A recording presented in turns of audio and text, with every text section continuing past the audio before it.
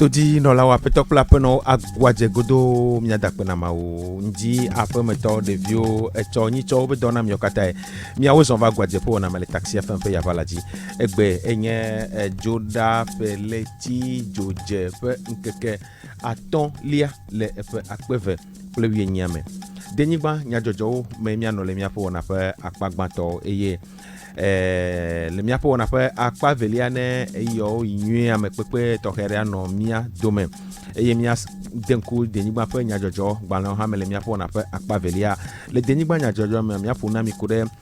dogbete ha dosi pe tutu do pe wona si o wona wana ejumevio pe tutu do si ape enu eva me le kosila si mi do megbea eye kokko nyenye to anyigba kpo pe wona si ova me memleda adewa mia denku ome le ekosila si ape nu pe wona do eye le kametete pe akpaji hena agbe yeye eva handball pe kametete ame apivli ade eva eme le consider si ame mi do megbe ape enu mi awozo to di no lo ape tople ape no le emodanu do opea Emmanuel Afanya gbe la citrom mi awozo va agwaje pe oname mi se denigba nya jojo le taxi FMG egbe epeleti jo jepe nkeke aton lia lepe akpe eve wi enyame a peleti ejoje penkeke atolia le akpeve ple aton enyin kudoji nkeke ade na etogo jukwa ma hogbele no vinyo eriksi medogbe no mi hogbe yo egbe amia globe nyin kudoji nkeke ade le togo ejukwa pe azoni zozo katame egbe sibe lebe nani epewe eton ya be togo be jukloto aba fiagan nyasingbe eyadema eva trongo dome le nkeke wandi eye wo tronwa me a fira mimiragbe eye wo tronwa me a judono la tutugban ke le gapopo me ke ni apeto Kofi Sama ye va télévision togolaise TVT di eye be de nyamena du coin jingone wa mi le kpobo le di hado to tibe ho va le kaka po a va so jukloto ho be photo so va fion zande po a du dono la gbanto Kofi Sama va télévision di be va glombe atigan de mu be jukloto aba fiagan nyasingbe ya dema ngbava leo eye blanui yo amedo be jime eye dijo chan no akpado mima amionya le nyado dio eye wo tro ame ale lome be duame kaka yido peripherie okekea vovon no duame eye sojo chon ono kona ome eye vovon duame sugbon le mudidio zan de kwa télévision togolaise adikia mi kpo do jesibe mi kpo soja o gbang o le horeme eye le wa be nkume a mi kpo togo be duploto ke la zipia divifia peto fo nyasingbe kudo novia le aradimene le be côté droit pacha nyasingbe apeto pacha nyasingbe pacha nyasingbe echan le funwa eye sojo be domitoreka eye oni wa be tato kuloya Zakari Nanja eye hogbe eye be glombe yo so azikpea fiozikpea yo so dasina apeto for nyasingbebe ela doli etoa ke ndidio ya ngbava lewa eye yo soja meganwa yo le wa allégeance ne yo le gbe sosobe yo anonti yo akperenti ne yo aplodwa eye gawame a tukara dibe ya no duame vide inyabe so epedo va ya donc on a apeto alo ba fiaganya singbe ya de mabe kwa le politique ba kpadia avu no duame sugbon eye amoro ntoa ya de mabe kwa ntikwe o do dirobe ne ba jo ne yo ava khwazipi avoke ya de makwa va do disibe evia eva no azipia di kwa le duta ntocha enwa mufa gawameo eye du tabe du plotoa o tite e mia do nkube Obasanjo kenyi Nigeria be dukploto donu nyawame gawame Mamadou Tanja no Niger amo donu nyawame même Blaise Compaoré ntocha eye gawame ya tukaradi be ya no duame les oppositions bakpadi mi gbale donku gawame apeto Yaovi Agboibo senyala Léopold Ninevi ntocha Jésus-Christ Olympio mule duame voir le niveau de gawame voir o wado de kaka va kore Accra gawame e nyon va yedi e yovo va gbe le ye no va le Togo wa be musogbe obe e se le duanti be ne dukploton ba va leoa le yola o radolia e se agbendade ke ne nembe nya poyo la we ye esia ye la notanande pepe ye va obe apeto fo nya singbe le 5 février be ngbodomea e va démissionner et nous que c'est agblon et on va ou coulevo mu wedo di tutu ne mi tro ngbodomea mi agblombe le gapopo me a apeto nachaba fambare nachaba yeni se o permebe tato ni président et c'est agblombe ne du peloton bava lewa mais les closé o perme aye la no azikpiame la o transition les wetrive ngbodomea ola ya kodape vo mi doje sigan mebe geme du peloton bava lewa apeto nachaba mu le duamo ele yovo de l'émission et zan cousin be soit vion be ya gbova do me voir e be avion amtem va jero loameo e va jero Benin et omtem de monnaie bena bagero duamo ye va obe ame yin be gomeno ton gan me a ye va ho azikpea et ye va wo transition game apeto fo nyasingbe et démissionner ma donc ube zan me gwa apeto fo nyasingbe la vani et du ploto alors que sojo de roi zikpea dia mi va donc ube gan me nto ayento ministre beni et que y a kodape se opemba kodape be ke ni o tchembe ba ni député voir et tasi nenembe député ave et son nom me no be gome e be suppléant gan me e ni député RBTP que to ave kwa va pata nene e tobe o dibo wa so dara zikpe dia over 3 sile nonti que be ni ministre e va jole ministre ni niame va tro ici au PM que be trova ici au PM a e trova ni ici au PM no la be tato président e le nyawanwa e la doli et toi la zikpe adi nene no ajozan me be va ni président zan rekame nene no ajo e va ni président que yovo va jagbo ngombe que opposition to le gloya avec que monsieur va yovo va jagbo gan me a o va troe e ko ja troe na chabaya eti de godo matem va loamo e mdonku gan me to jabe nyonu va zonzon le lome o donu jen ko to be gan me amo va zu na chaba be fan o va be na chaba ko la gbo va no azikpe adi le fie sibele ke se agbone ne voir Dieu donne bourrele ye va azikpe gan me ye va pour transition et chan no azikpe adi we trive ye be organiser élection et o élection et que o élection apeto fo nyasingbe et o yo be e duji et so 2005 so gan bele azikpe adi bo ko tchembe du e duji ye be la no azikpe adia et nous fanya o jole duame et togo vi o ku o bu abagbe et ya monsieur Mento wa donku leke no va igame ina wa gbele sugbon nyano miape denigba pe edunya pe akpaji ko mia globe nkeke adewo nye siawo ye jumevio le biabiam na dialogue pe alo propose le politique relao pe akpaji ko mia globe consider simie don gbe même le dagbe a sivaya enye nkeke tonlia vo hafi wa gava ire agbololo po na mele même le dagbe fi dagbe hohoa nyanyana na de do e nyanana edede go alo odo pe nkekare keji jumevio le junya hehepa akpadia watem aveli tatanti le propose pe polanti so ni so fidagbe gawe de keloge mi se flibe o chante kereke politique be amegan wa va no plon de kanti du ploto ga kudo ame yo titre do le ko le kplo azikpe ado antia egome be le ko le kplo azikpe ado wa ko be mu jese o e o titre do antia o va do game be wo la no kplo de kanti eye no vibo so dubu me wo la pere wanti ne wa tempo npo no ase wa no ne o gome wa o de homa de do go ni son wa le homa me a mi ke mi son kuso do me a mi le kpo be o le gbon be ke dukploto Guinée to ekudo Ghana be dukploto o do nu Togo be nyamea o odo sugbon so kudo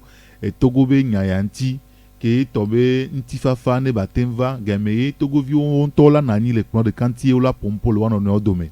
bo akosire mi don gbea apeto Albert Kandapa ke ni Ghana be minister du don no la ke pona dedino no be nya ogboa Kakudo apeto Tibu Kamara Keni Guinée be du donola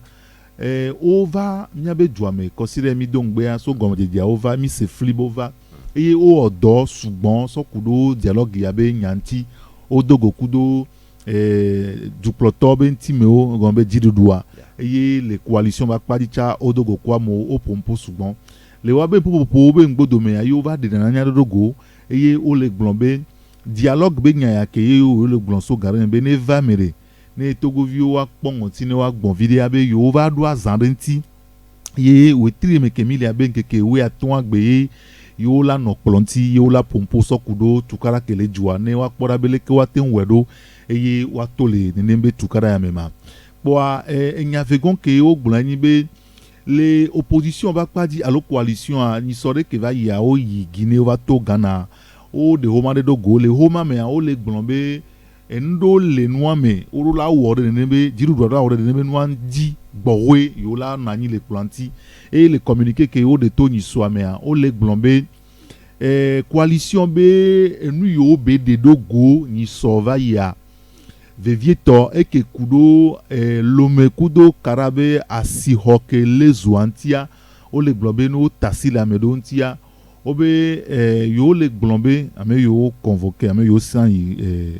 agbanlea o le glombe yo pata akpave ajido kudo coalition akpadia yo do gbedu e yo glombe ne yo yi planti ni so we tri ambi da be keke we aton agbea ne yo gbe yi planti kwa enya e yo aglon trolo zire ka nya tutu gban to ko yo aglon e la kudo ame yo gbalega pame so kudo asi ho be zolele antia yo la glonya so kudo wanti to vone wa yo la ga glonya so kudo ame yo le azon lizozon ko bololo be nya yo me so ga me todi le pemi dongbe abe wetri enyi gwandi kakaba na fifi ame yo le do ga home o gba poto le ga home ya yo la pompo so kudo ne nembe ame o chambe wa ba si de anti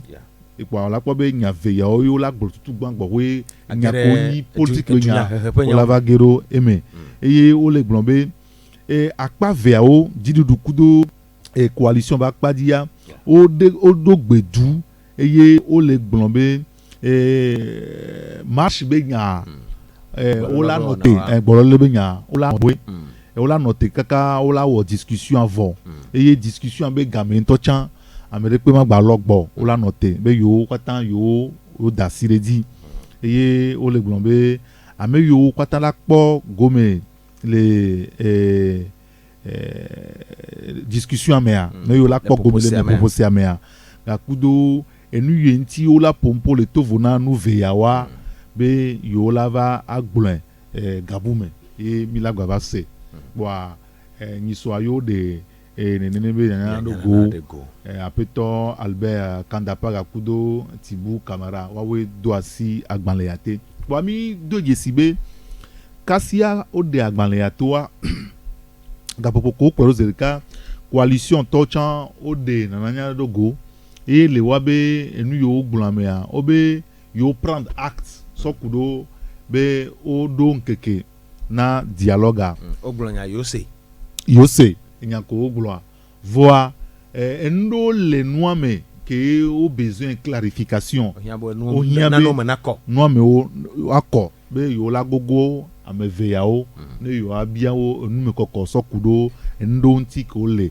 communiquer alo na ya me yo abia nya sokudo wanti vo kakaba negbe ya mi kpo signare po wonu ke mi doje si apo yin be ni so mi mi ragbe a si bele ko gbon ni a coalition to wa o gba logbo eye ni so mi mi ragbe en to mi gba doje si be amo gba to gbang mi nyane enu ya ko de to be discussion le enti amo gba to zan do gan be ni so kuda gbe ga kudo yora gbe ami doje si be aya pour me vire mo to sugbon vo ami mi ragbe ya amo to gbangare le lo enyo ke mi aglobe le nyanyana na o me a dunya glo ha wi ne o le simo ba popu de tepea o ga de gobe na ne ke ma he mona yobe yo mai o gbololo pe wona o nenye be jumevi o wa no gbeji nenye be yo yo na o ke na gbololo pe e wona o kwa mi aglobe nyi chomeme lagbe ha unir pe dunya glo ha eno gbedodora de o popu gbedora pe xose ha vovoawo pe gbedodora de nonyi le canal Olympia enye nonome tata papa alo cinéma pe edepe pe hohonwa o gbedodora de le tepia na ejumevio komia globe unir dunya glo ha pe nyonwe no zimena egododosia we no zimene onyabe so game o glombe o la do nyonu be ha le wini be ha me o do sohe o cha be ha eye titia o cha o do wa be ha mi do jesi be o le wo activité o sugbon onyabe de leva eye ntifafa be nya le to ameso gareme bo ani so va ya sohe o de kakwe ku de tugbio chon o bo ni so kuragbe iyo wo abe forever be bot popea mi gleva yi ni so gleva yi eye ni so chan ba ya nyon we wo enembe boboa eye le wa be boboa me a enu ye di o tegberoa eni nu tifafa bedodora de so abe yo dogbera e yo action de grâce yo dakpe na mawu be ele pere togo ntibe nu tifafa ke be publier yo le vlia be e poton le togoadi e yo le pe na togoa ne ba no ntifafa meda me dakpe na novi Eric Gato mi se Denis Gbanya Jojo le Taxi FMG mia ayeji mi le Denis Gbanya pe nya Jojo me le simefo nji ga sheke ple afan tutu le mia pe fiajo me le lo me mia globe fiaha pe edo lawo oje egbololo oje edogbegbe pe wona de me egbea kwane wona oyeji le mia pe wona pe akpa velia mia no do table hasia o pe amedondon wano mia do me wana mi enyandede wo abali simie gblena na mi le nyata kakao me a epeleti jo me alo peleti wi velia pen kaden li ale pa pe ve wi adren va ya ye dosi alo dogbede ha esike le anku de edumevio pe de no nonti be vie tolo to pe bibli na o to dokusinu nu o dokusinu no pe wona wa edo tuture pe wona de le denigba kataji wona sia wonu le même le da siva ya eye mi ade je sibe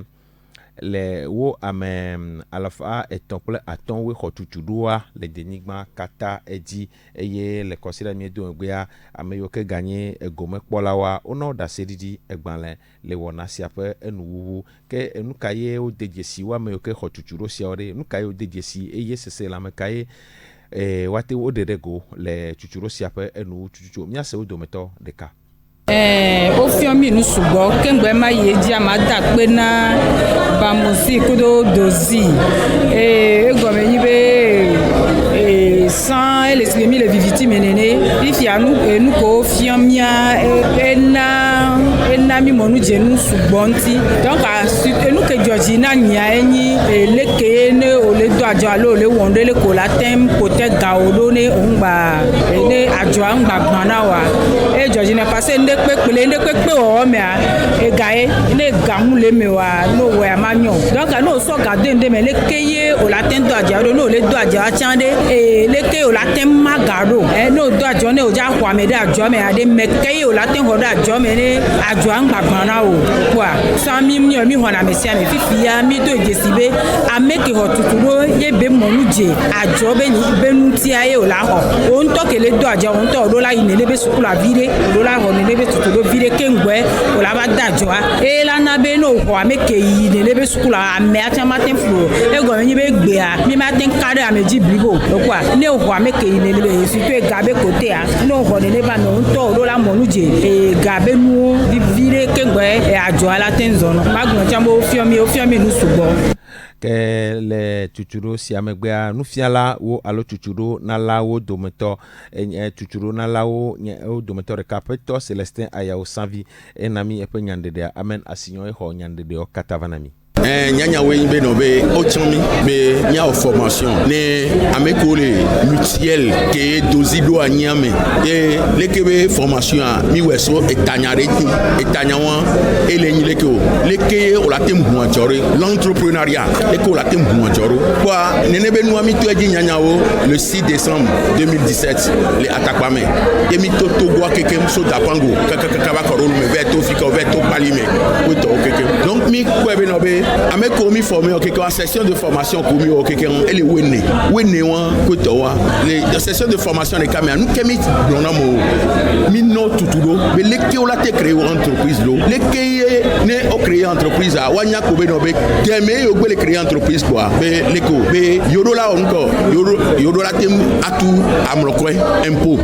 yodo la to amlokwe yodo la onko ame ko le dole yo gbo wa yodo la a inscrire oro fiko lo caisse nationale de sécurité sociale be watem do ntete ne game wachan oyi o ba retraite watem po pension ne wa ho mi gba ponu poso nu kenti mi gba ponu poso leke on ton ho ajo vo leke o la ten gérer oro nkela na ye o la gérer apo ajo nyere o susu ke o la de o leke o la o muro donc mi ponu poso enu kekenti kemi kan rojibere enu ko keke mi glono wa ne o te so so do wa nkan rojibe zanrea togo la gbado amekowe o gba créer entreprise ke gome be no créer entreprise allo ogbe hu ajo re kwa ke won impôt o la tout impôt et no le tout impôt a e gome be leke o e doale ko chivire ke doale ko chivire a e gome be leke o e gome be o la gba te won do ke togo la nyoroji wa mabe no be enu ke mi glona wa e won lo Missé Denis Gbanya Jojo, les taxis FMG. mi le denigba pe enya jojo me mia globe elevevie ne mia no la mesenyo pe akpajibe la mesena vala enu sio po la mia ha wano kokwere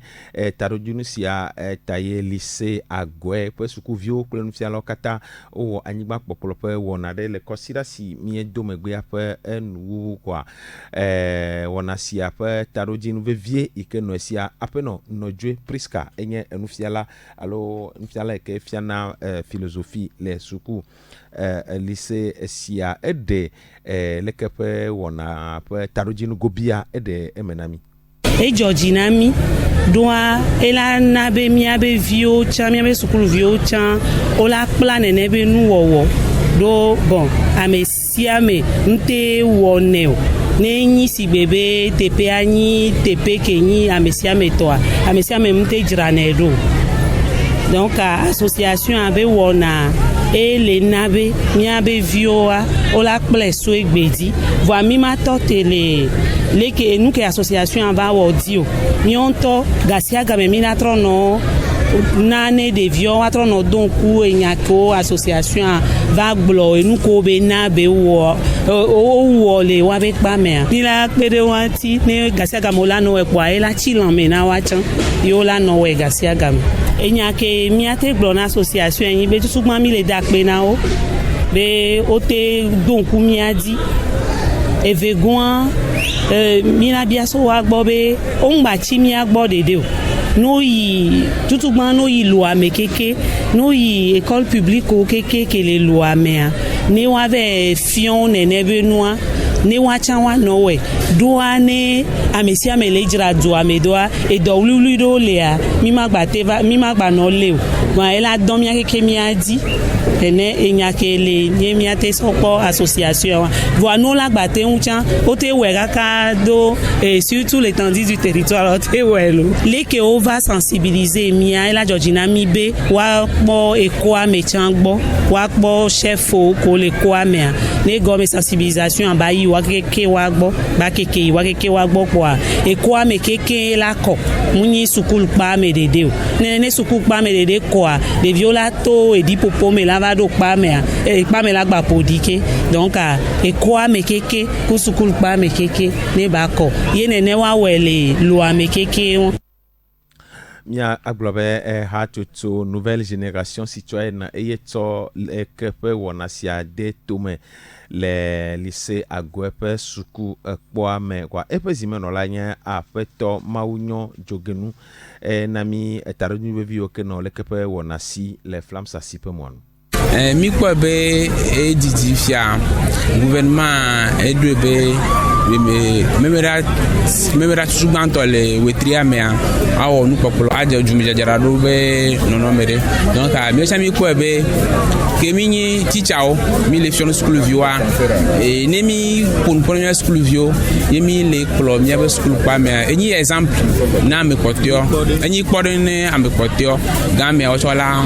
a son mi atajo chola no jarabo school pa me do inti mi lo go be wona school vio mi blo no be ko me wan to be school pa me ya america ma so afibula ba jere do no donc won to la ba jere do o la so do lo nwe la so we donc amoko le mi anti ni amoko ba ko tare mi anti ko ba ko na gberi do mi be school pa me no ko be mi to mi le jira pa me do ko o ma gba wona ne be nu ko ne ko me to a ni la glo no be baba ko gberi do funu ko be ne gberi do lo asia o no yo amoko ba lo na gberi do no be ko ri te ko ne do egbe mi to government tuma bo ma se gbe ajo mi la no we memera mi la no we les pauvres par exemple que mi wole fia egbe a mois prochain mi la wole wetri ke gbona mi la wole lycée agwe centre e ke la wetri ke la ka to pleura mi la wole lycée abi ni mi la no kaka pe ala wunu mi ele denyi gwa penya jojo mi afunu na mi kude ami momme mi ade si o dankoro jibe Petrofer pe momme si a epe nu yo kenyo le meple epe do na o vuvuwa o de go to gododo ade si epe akametio wole kosila si mi do ngwa le mi ape fia dua me a o de emenya o de go apeto de gbe agbo comme la Maurice nye asitanya o pe edikpola le Petrofer Togo pe do pe ame enami nyande do kude momme mi sianti le ugati kpope mwanu Petrofer eni ami emiatik blanwe ami qui osana les humbe moteur kudo Caterpillar be moteur kudo et do bio ko na fabrication ko na nous souvent ko na be usine osana généralement habituellement donc amiwa et amile eni marque Petrofer eni ami a dodo eni jama we marque et mi jaboba kami midi mi heva togo na mi bena ne usine ko osana ami oso na do kudo hun ko osana amiolo moteur o mea batik po jije menyuri ayemi sebe Petrofer amio le hame we tugwari nenne yemi haneva nyabe joame o yemi na toguto mon popo ni wazan les Togo actuellement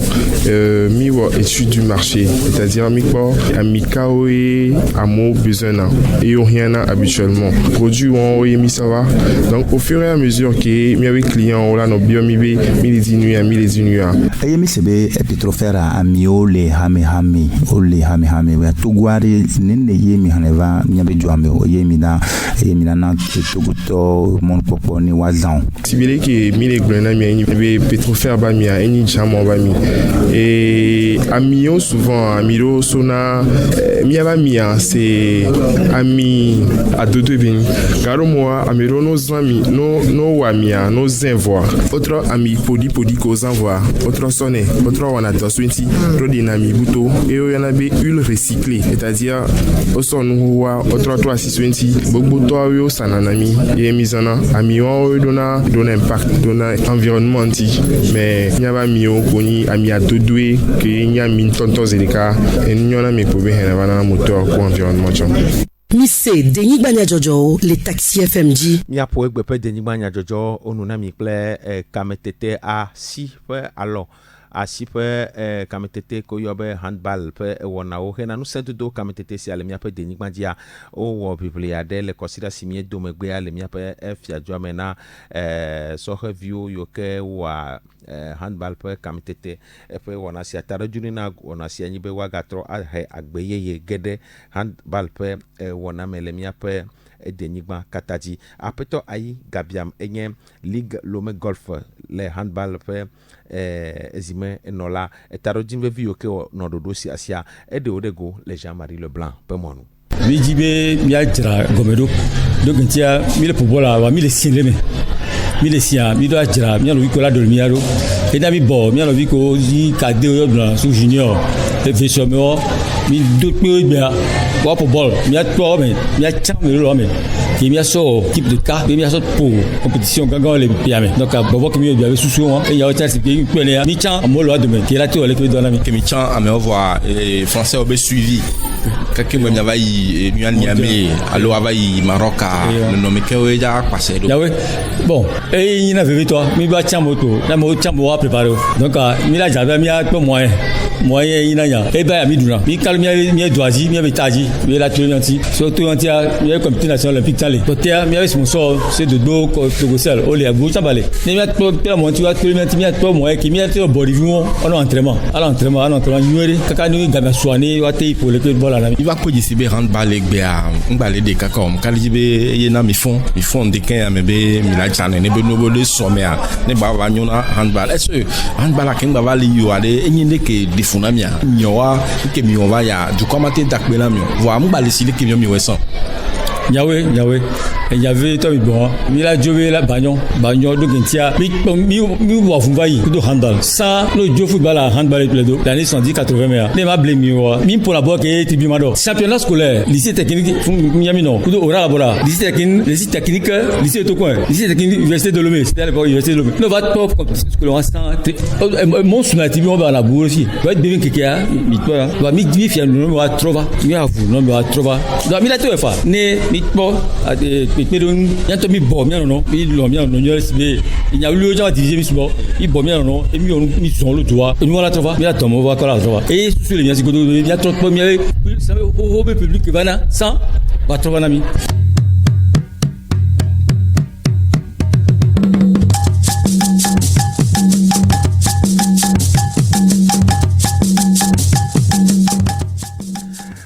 Miss Denigwa Nyajojo Egbejora Peleti Joje Penkeke Atonle le Peve wi Enilia mie ponu na mi no mi ape Denigwa pe edunya eme mi se dosi pe tutudo pe wona pe nuwa emenyao kokonyenye pe nyao anigba popolo le sukupo me ami se emenyao kle kametete le handball pe akpaji akpe na Emmanuel Afanya gbele mondan dopia mila yegodo mi ase agbe vireka e mi atro agboba nya jojo gban le tepe mi aden kuome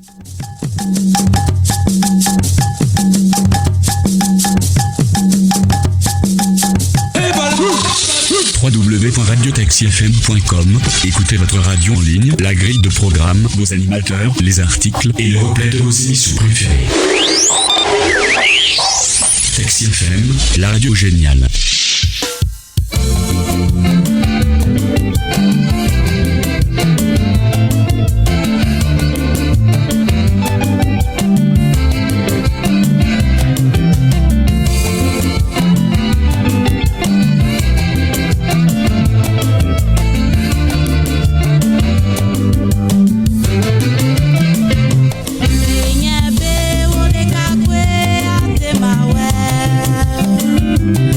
Me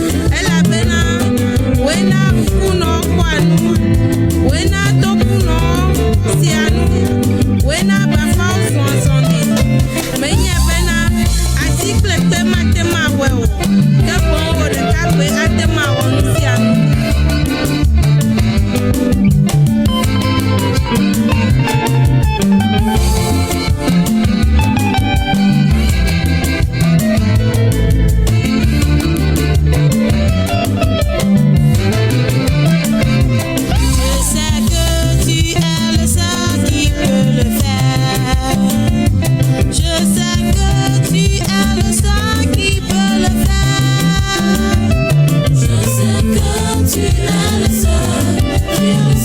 qui peut me le faire. Je sais que tu es le seul qui peut le faire. Je sais que tu es le grand sauveur. Je sais que tu es le grand sauveur. Je sais que tu es le seul sauveur de ma vie. Je sais que tu es le seul sauveur. Je sais que tu es le seul victorieux. Je sais que tu es le seul victorieux. Je sais que tu es le seul Dieu victorieux. Je sais que tu es le seul victorieux. Je sais que tu es le premier guérisseur. Je sais que tu es le premier guérisseur. Je sais que tu es le seul Dieu qui guérit. Je sais que tu es le premier guérisseur.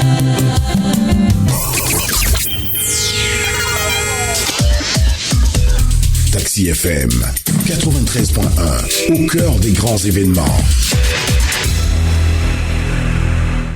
Hena edo kpokpo hena mon kpokpo edo totona pe mon kpokpo pe ewona de e wa pere edumevision tibe wa tema kpo do wa wale bo te wa no todo kuisia mia globe asita edo pe de ele do la blane ade o kle amerika nyi nu la alo secrétaire dim ameyo ke wanye agbenono nyi na no osi wa awodo le do pe ape alo zenke le agwe asiyeye ke nonome kawe hia be wa to ba tepe wa to photo tatavi eve ikona be photo d'identité wa to vera siva wa wo ade copy na o pe dumevi nyenye pe agbalẹ alo carte d'identité wa wo pe copy de ka eye amerike wa tem a kafe ademegbe na wa ahocha pe dumevi pe agbalẹ pe copy de kava eye wo pe digbe pe agbalẹ alo acte de naissance ati wa de copy de ka ple wanto wa wonu ikona be CV ha perenti ameyo do ape wo ameyo ke wa tem alen kudo pe tepe anono pe nyawo gbo ke ameyo ke ejibe ameyo ke pe tepe adidi le do pe agba wa tema horo tepe hafa do pe ato alen kuvire enti ne amoji be jumevi o ke jibe yo atem akpo edo ya o le do la blane ple nungolo la de kai anyonu ani secrétaire adima ameyo ke jibe yo adenku le kepe dodo ame wa tema poka le ekapo moi mayo le français gbeme 90 82 14 02 allo 97 27 85 46 wagatema yo le kapumo 92 00 88 93 allo 93 66 47 29 edi kapumo yo amagatro ayo le français gbeme 90 82 14 02 allo 97 27 85 46 allo 92 00 88 93 allo 93 66 47 29 dit le gobu boumea pour me combattre pour me elle après to vie combattre dans toute si hope we vea jo le après même les da peleti joje ke me mile apen ke eton lia le ndogare kapa kpaji le agwe minamadu etepea jenko complexe galisha devisia ejo amega bova ape meo epe didime ano metare kakle afan nyame ke kpolame eye awuke odoa enye awi bode ye flower viole le kepe awame egbe ke o senyua enye moba pakle frase gbe o le kuku de mpomea le kuku de na me sia me ka pole kepe de via be wa ple de povito pe do pe ketso egbo alo watem a pokale kapomo sia oji bla sieke bla enyivo enyi bla tonvoreke naneko alo bla sieke bla vevove bla ndrenvo asieke bla enyivo asieke alo blacheke vo acheke blandre vo adren blani vo aden kple blane vo aden alo wagatema yo le blacheke vo enyi blaton vo andren bla aton vo ene kple naneko adendi miatrɔ yɔ ekapo moawo le français gbeme 90 88 31 00 alo wagatema yo le 90 22 79 89 croix gɔn hã wagatema yo le 99 77 99 77 86 46 alo 98 57 54 06 di nenye be okere devi sue combattre dans tote ke hope wieve o te kerentia Mia senyanya si tso inside pe edo pe agbo edo pe si o d'encore dit le français gbemebe Institut national de la statistique et des études économiques et démographiques inside ple togo jiruru ape peren prope asisi o kele ankure ngogbe de pe nyogboa o je ona de ji to peleti joje alo peleti veli ape keke gan to dasina peleti atonli ape keke bla ton vore kele pe akpe vewi nyi amele denigba kataji e le kepe dodoa enye asitsatsa dɔwɔƒewo katã woƒe ŋɔŋlɔ eye woda ŋkɔ ɖoɖoa dzi be recensement général des entreprises alo RGE ɖoɖo sia ƒe taɖodzi be woate ŋu axlẽ dɔwɔƒe vovovowo katã le míaƒe denyigba dzi eye leke ƒe dɔwɔƒewo katã woanya xexlẽme kple kpekpeme siwo le wo si le denyigba katã edzi susu sia ta INSED ƒe dzikpɔla gã kple egbe ɖeɖe go si dudɔnɔla si kpɔa ɖoɖoa hena ŋgɔgbedede kple dudɔnɔla si ke kpɔa titina dzukpɔkplɔ kple dzuaƒe flimama ƒe nyawo gbɔ ɖeɖe go le ƒe akpe vewi adrea ƒe ɣleti atɔ̃lia ƒe ŋkeke wuiɖekea dzia ebia tso asitsalawo katã wo si eyiwo ke nye asitsala gãwo bedome kple suetɔwo katã dɔwɔƒe vovowo katã be nenye be yewo ƒe dɔwɔla yiwo ke dze le ŋkɔwo ŋlɔ ge kple tɔwo va woate ma xɔ wo nyuie eye miate ma de dzesi woƒe dɔwɔlawo tso awudoɖawu dzi yi ke woado eye woada nɔnɔme yi ke tata yi ke woŋlɔ be RGE ɖe edzi kple badge anɔ wo dometɔ ɖe sia ɖe si be miate akpɔ wo dzesi eye ne wova miate ma xɔ wo nyuie eye wɔnɔ katã yewoawɔ wo le bubudede ame ŋuti le wɔwla tɔxɛ aɖe me esia nye gbedasi ke tso INSED ƒe edzikpɔla gã egbɔ.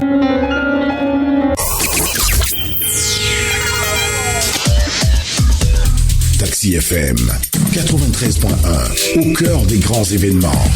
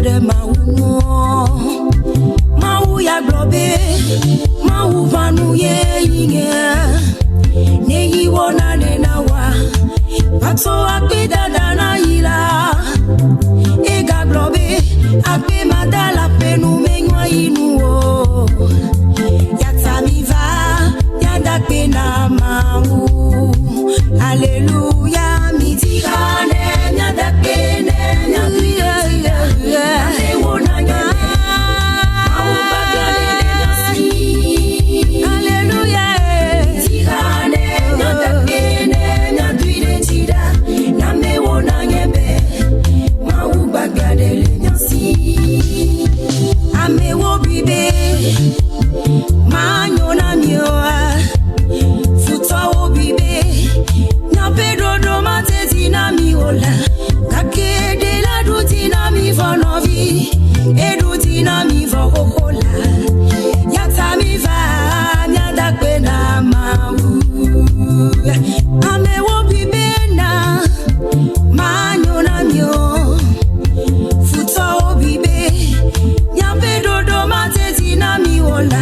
Rakede la dutina mi vonovi e dutina mi vokokola.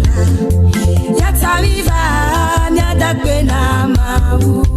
Hallelujah. Tigane mi adakbene mi adakbene. Name wona nyebe. Mawu bagade le nyasi. Mawu bagade le nyasi. Tigane mi adakbene mi adakbene. Bakude la sewola. Mawu bagade le nyasi.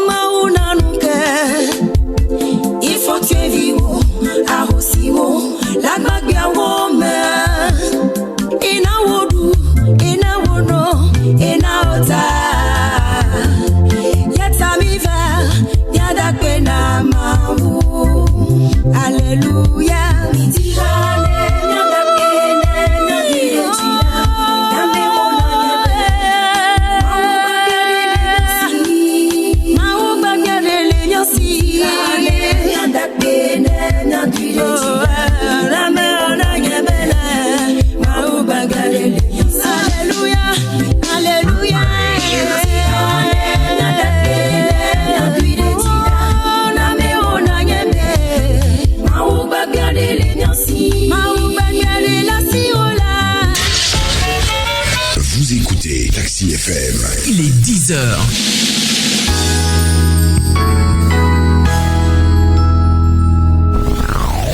Tout de suite, la pub.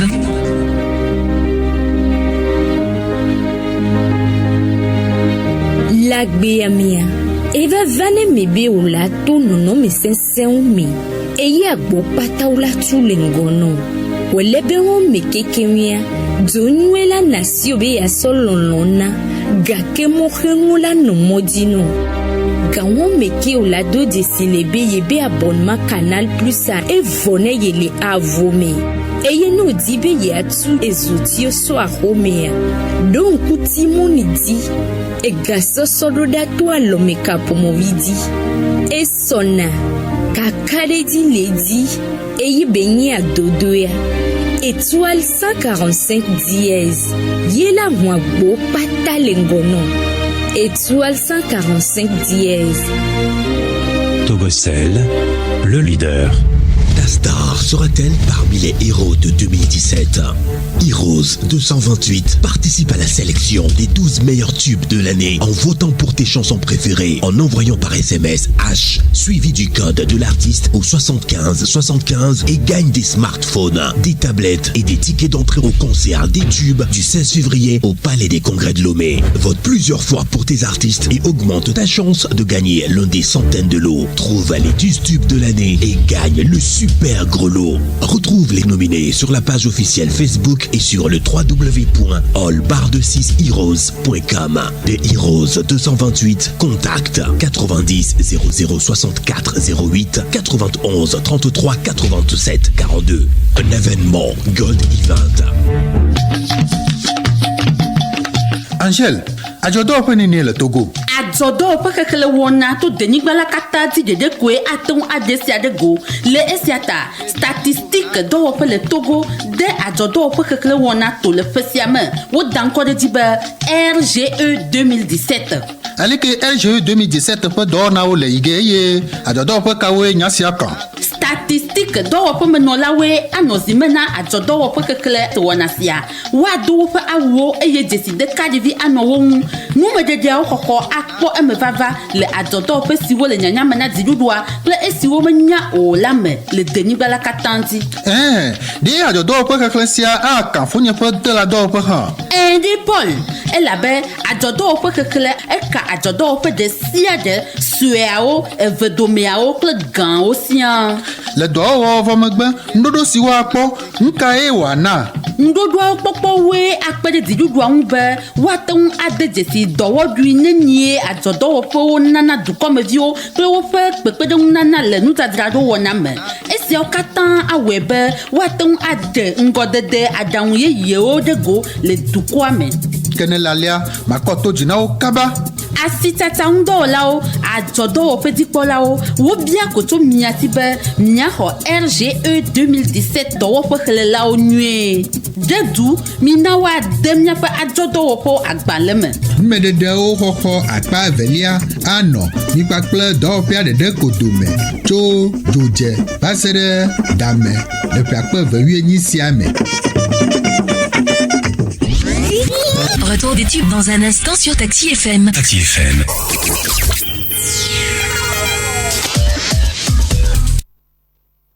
Taxi FM 93.1 au cœur des grands événements.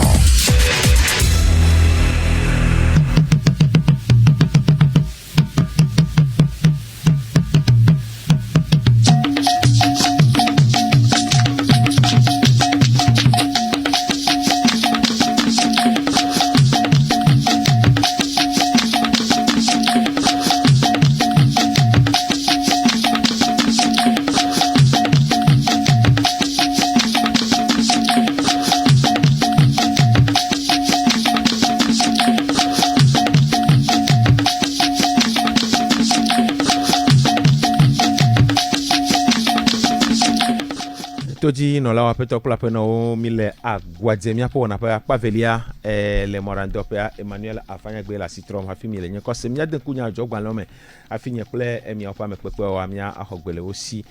Forum de la semaine ƒe nyadzɔgbalẽ le dzraƒe egbea miakpɔ dzodɔnɔla Bawora ƒe nyaɖeɖe aɖe wòko ɖeɖe goa ku ɖe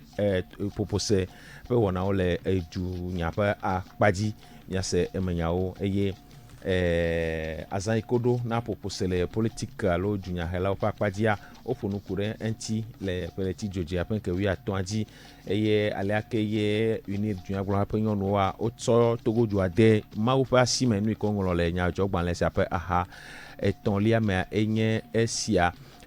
Togovi aɖe ke wotsɔ abe akametiwo dometɔ ɖeka le Afrika ƒe afɔbɔl ƒoƒe akpadzia woƒo nu ku ɖe eŋuti eye dunyahehe ƒe akpadzi le duta miase emenyawo katã le Forum de la semaine ƒe nyadzɔdzɔ gbalẽa me. Togo mate hã eƒo nu ku ɖe hehenana ƒe enyawo ŋuti eye leke ye hehenana le yima ele vevie na denyigba na dua katã hã eƒe ŋgɔgbe dede koa woƒo nu ku ɖe kuxe yiwo ke le me vam le hehenana ƒe akpadzia nufialawo ƒe dɔwɔtablehawo woƒe ame dɔndɔ ɖeka le mia gbɔ le miaƒe wɔna ƒe akpa velia zã ɖe ya miaxɔ anemi emenyawo le dudɔnɔla ƒe takpe ke va me le kɔsira mi do megbea woƒo nu ku ɖe ŋuti kpakple dua ƒe flimama kple nutome ƒe akɔda ƒe nyawoa eye wogblɔ be ame yiwo ko yɔ be conseiller kple adjoint na edudzikpɔla alo maire woame akpe ɖeka alafa atɔ̃ woe woatsɔ dɔ de asi na abe edu nutowo me duawo dzikpɔla kple woƒe toƒoɖohawo ƒe kpeɖeŋutɔwo ene koa miakpɔ emenyawo katã le nyadzɔgbalẽa me. Bubuwo gale Togo matin ƒe nyadzɔgbalẽ me le asitsatsa nyawo ƒe akpadzi asitsa nyawo duta kple bubuawo katã. Canal de ƒe nyadzɔgbalẽ hã ele teƒea leke woate ana mɔnukpɔkpɔ sɔhe woate ŋu axɔ dɔ yi ke fiaha tsɔ nana sɔhewo nyɔnuwo sɔhewo kple nyɔnuwo be woaho woate axɔ nu yi ke woyɔ be marché public dɔ yi ke fiahawo tsɔ nana edumeviwo be woawɔa woƒo nu ku ɖe eŋuti le nyadzɔdzɔ gbalẽ sia me. Ƒoƒose le dumeviwo politikɔlawo ƒe akpadzia woƒo nu ku ɖe hã ŋuti be anye ƒoƒose ke nuteƒewɔwɔ anɔ eme be nɔnɔme kawoe hiã be ƒoƒose sia wòate ŋu adze edzi nyuie o. Wowɔ biabia dzesi ne mi do ŋku nyadzɔgbalẽ sia ƒe aha etɔ̃lia mea ɖomahi miake ɖe emenyawo kple nuɖoɖoawo ŋuti eye le nyadzɔdzɔgbalẽa mea wonɔ Afrika ƒe dukɔ ƒo ƒe takpe gã yi ke va me Union Africaine ƒe takpekpea woƒo nu ku ɖe eŋuti mia ade ŋku eme asitsa nyawo kple duta ƒe nyawo miakpɔwo le nyadzɔdzɔ gbalẽ Canal D hã eme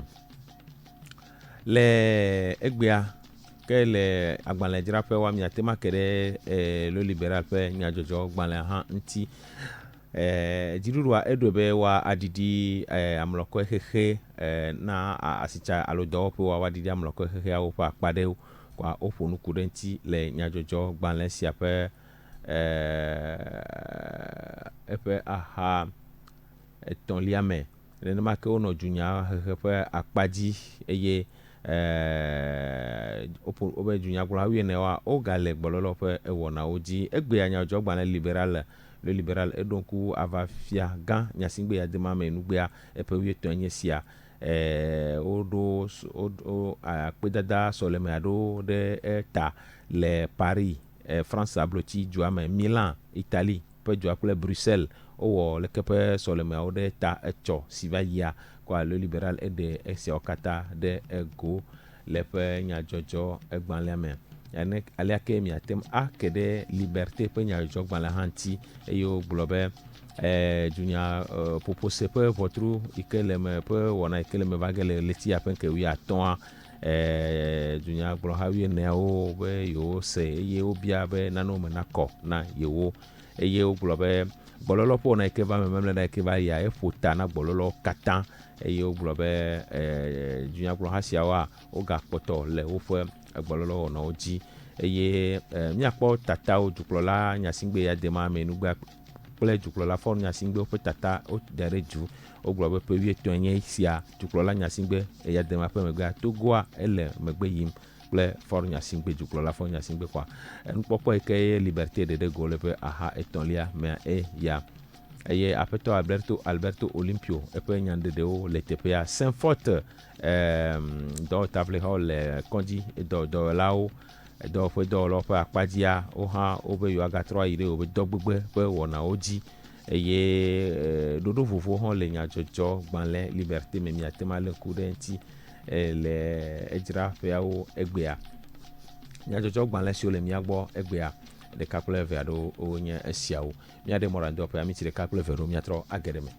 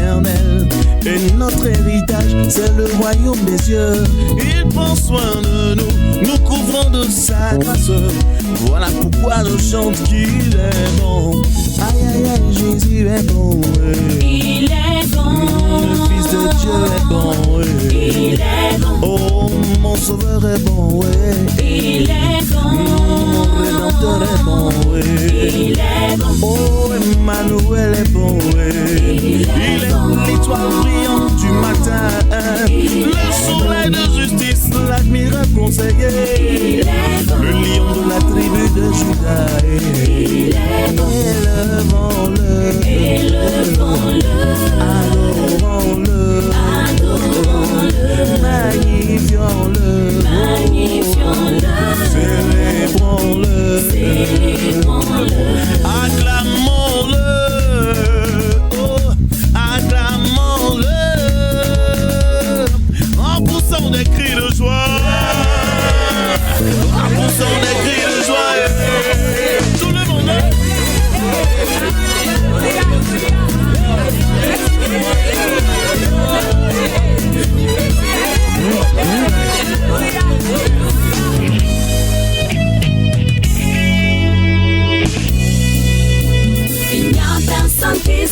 comme Jésus. Il n'y a personne qui soit comme Jésus. Il n'y a personne qui soit comme Jésus. Il n'y a vraiment personne comme lui. Mes amis, je vous assure, j'ai parcouru l'univers, je cherchais un refuge, car je n'avais pas la paix. De marabout en fétiche, de religion en note mystique, mais je n'ai rien trouvé. Puis un merveilleux jour, j'ai rencontré Jésus-Christ, il a changé ma vie. En lui j'ai trouvé l'amour, depuis que je l'ai connu, je peux affirmer qu'il n'y a personne comme lui. En Jésus j'ai trouvé ce que je n'ai eu nulle part ailleurs. Il m'a donné sa paix, il m'a donné sa joie par-dessus tout. Il m'a donné la vie éternelle, nul n'est semblable à lui. J'ai marché, personne. J'ai tourné en rond, personne. J'ai fouillé. Il n'y a vraiment personne comme lui. Vous avec moi? J'ai marché, personne. J'ai tourné en rond, personne. J'ai fouillé. Il n'y a vraiment personne comme lui. Je dis, j'ai marché jusqu'à marché, fatigué, j'ai marché jusqu'à fatigué, jusqu'à fatigué. Il n'y a vraiment personne comme lui. Je proclame Jésus. Il est le roi. Dans ma vie de tous les jours. Il est le roi. La victoire m'appartient. Désormais. Et avec mon Seigneur je régnerai. À jamais. Moi je chante son nom. Il est le roi. En tout temps et en tout lieu. Il est le roi. L'abondance c'est mon partage. Désormais. Et avec Jésus-Christ je régnerai.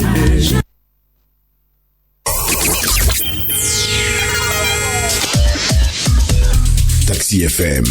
93.1 au cœur des grands événements.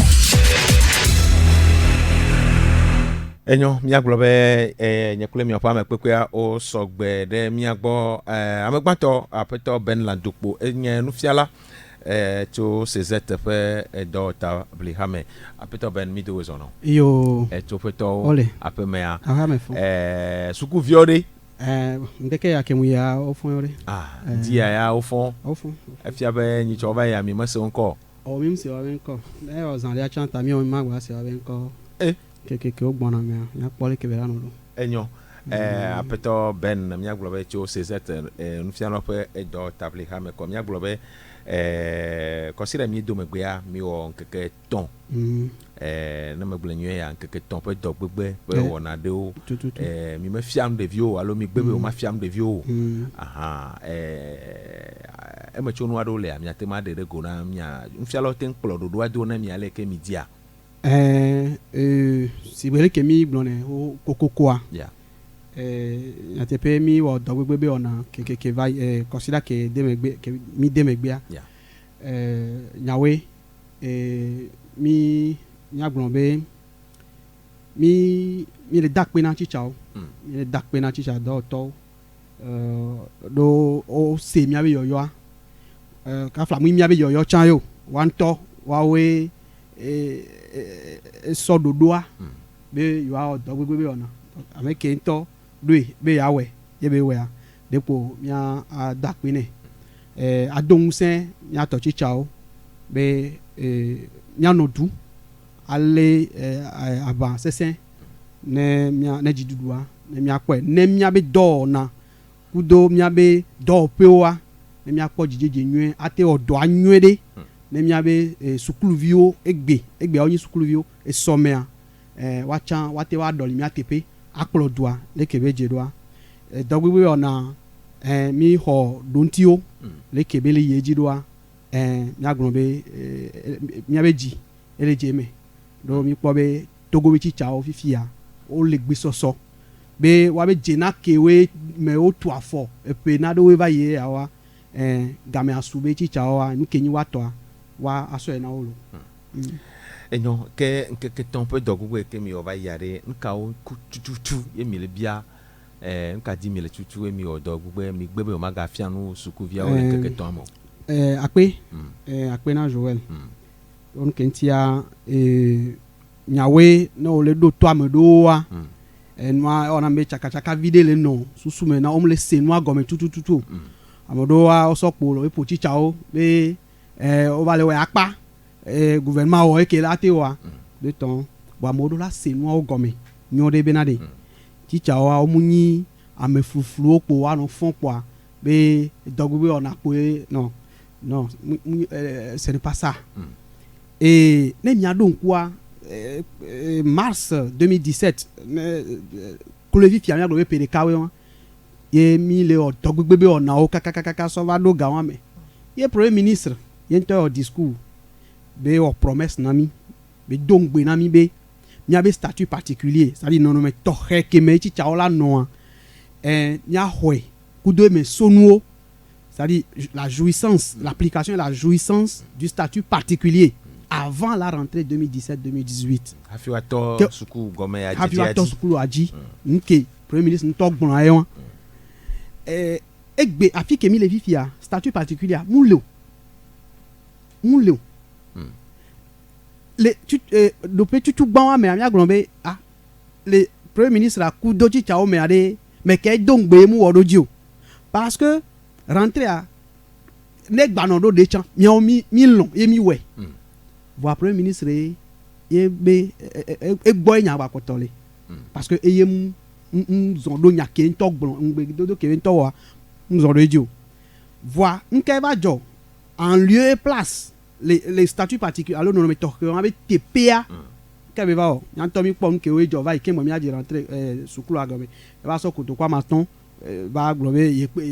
kutukwa matin so na chichao e be so wo ma de so fion be statut particulier wa mu wo ma e won statut particulier mu premier ministre be un tete mu be un lebe mu seme be ya so wo ma so fion be statut particulier mu ne passait pas décret et décret à président de la république et sonné donc mu premier ministre là ba so wo ma de so fion ko be statut particulier e won ko statut particulier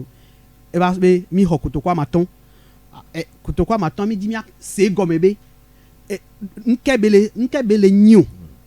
epe gomene ne on est des gomenami on le des gomenami mi le avouaji kaka Conseil national de sécurité sociale ba honya mais non c'est sécurité sociale Conseil national du dialogue social excusez-moi c'est pas pour lequel tu dois avoir Conseil national du dialogue social là et ani hasu chan no elokisi que me et patronat c'est-à-dire moko nya peto aragan o leme nu ya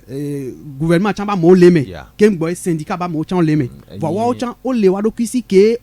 organisation internationale du travail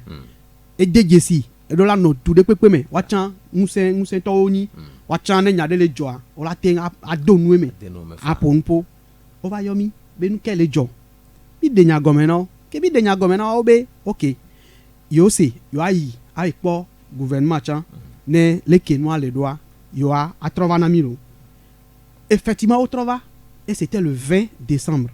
yo va aux recommandations obe miya nous ke miya ya gouvernement chan e kebeja ya et nous ke obe gouvernement ne o proposition concrète et nous ke Conseil national du dialogue social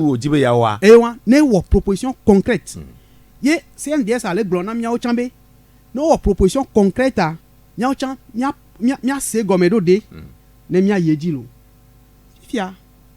dans me ole tonami be kaka mia ho congé de Noël ne mia ba trova be gakemi mia dogwa ne yo agren amilo ongblen kaka congé ava le wenu c'était le 4 janvier ye ova o woma do dami be mineva be mia va premier ministre bo le 11 janvier le 4 janvier be woma wa mea ordre du jour ale gblombe mi ya pour un poso mi be prime et indemnité nti be ye potole et nous ke mi le bio so hohoa be ye poto yentia mi va le 11 ne mi pour un poso nti lo nyake agbalin ke vanami le 4 janvier le gblon le 11 bon ken gwa mi ya le 11 a le 9 a mi nglo o mado dawo mi trobia mi dakpe na obe o yo mi be mi va gblon nya so mi be prime indemnité parce que au finish mi gblɔ mena de statut particulier comme nous sugbɔn le mea wa sɔ temps parce que wawoe tsi ŋgbe voa mi trɔ accordé temps na wo be wa mia dzro me ne mia va wɔ wo ma de ke la na proposé la nɔ ŋuti lo ifia mi gblɔ na wo be ke ŋgbɔ ne puisque gabe nya wa mu kan statut particulier kaka le ke o ele me pɛpɛpɛ voa ko ane statut particulier to tsan mia gba gblɔ gabe nya eŋutia de gabe nya wa gblẽ ne nane mia gblẽ ne fafa ba va ne mia yi dɔ adzi nyɔ de ne nkekeke ne edzea ne mia sɔ agblɔ nya so statut particulier ŋuti wa le ye wa mea mi tɔnɔ be mi le gake kaka na fi ke sukuluviwo mi le dɔgbegbe me esu ye ŋutia mi gba di be dɔgbegbe wɔna ba na anyi ke o mi na wo kɔsi la ve be kɔsi la ve wa mea ne mia gblɔ gabe nya mi esu ne mia gblẽ vɔ xoxo ŋutɔ tsã mi sɔ wo ma sɔ wɔ na wo nke va wɔ mɔ ya na mia nyi be le 11 ke wo yɔ mi be mia va gblɔ indemnité primaire indemnité be nya mi va ya enya bu kura e premier ministre va gblɔ na mi o va wɔ projection o va fiɔn le ke dɔwɔtɔwo be ega tɔ edzi so 2005 kakakaka sɔ va na fifi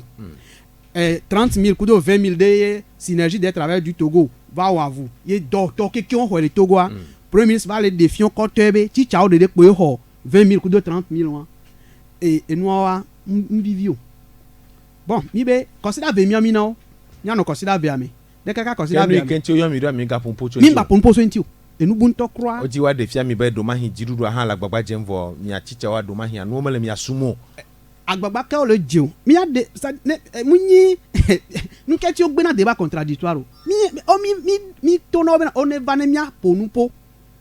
ne mia démontrer watsɔ ne va fifia ne mia mi dzo le chaîne o dia watsɔ va na ne wa ojo amia chomi bana mi gbona mi don keke ne mia dogo de ne mia kpɔ afike o be adzeratɔ be xɔale o ŋutɔ ne zo o ko ne mia na mia pompo ne afike ameke jagua dukua tsa ela mɔnu dze me parce que prime wa ke be nya o le gblɔ o le da pa gouvernement wɛ egbe fifia prime wa ke o le gblɔ gouvernement wɛ ça fait 37 500 non le catégorie A1 non xɔ maîtrise nkan epene ne ko lo le dɔmɛ amewo le 28 ans amewo le 29 ans amewo le 30 ans payame voilà prime moi pour le ho donc mi le gbɔn bena de mia puisque enu ke mi le bioa et c'est ye de mon ami be mia bioe ye le statut général de la fonction publique qui est fixé primaire indemnité qui ne ma to 50% du salaire acquis ntio donc ami gbɔn bena de et ke mi le ho ade ne be nyi le 50% ntio porté ade le ke mia wedo mia pon po aseme mi le 11 a premier ministre mba ito asi nyanwa de be ne pe consider ve avayi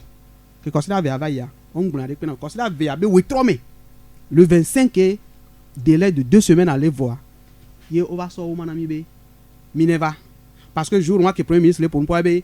o ja mettre groupe de travail de sur place nka bani groupe de travail parce que mi tonya a dit so kaka janvier 2017 on mettre groupe de travail sur pied groupe de travail sur groupe de travail groupe de travail sur groupe de travail et que l'état entier non so arrêté que ne premier ministre nto de Tony so le créer groupe de travail on avait vu et les besoins tout ça on va glorifier vu les conclusions du groupe de travail il a créé un groupe de travail nyawa fike gomi c'est quel est ibe mingbe o te va globe koklo po me yo fike mi ava dogo le mi apo npo nyawa nu po apo mi le mi apo mi a senya gomi na mi anono wa mi ba o yomi be mi ne ba dogo consider que va ya mi blombe non enya ya esi wo le fulu mi nene si bele ko gbe one ho wa nene funu mi o dogbegbe be ona consider que va yi wa ke mi ba ya ke o yomi mi yi ya o da gbe ke mi ba ya nyatepe ame ke mi dogo a ye o le blona mi be fifia o ja o bureau o da créer bureau na groupe de travail ya fifia o ba ya va créer bureau ye o la non dogo zv le consider me kaka be pe ama tombe o ja litata nti so nya be nya nti donc groupe de travail wa me mi ja pon poso sukulu ho que o da tuo hian que o ye le chicha be côté c'est-à-dire amene ne kola ba ho do chicha do ame sukulu vi onu ko hian na wa be nya ba pon poso nti kafla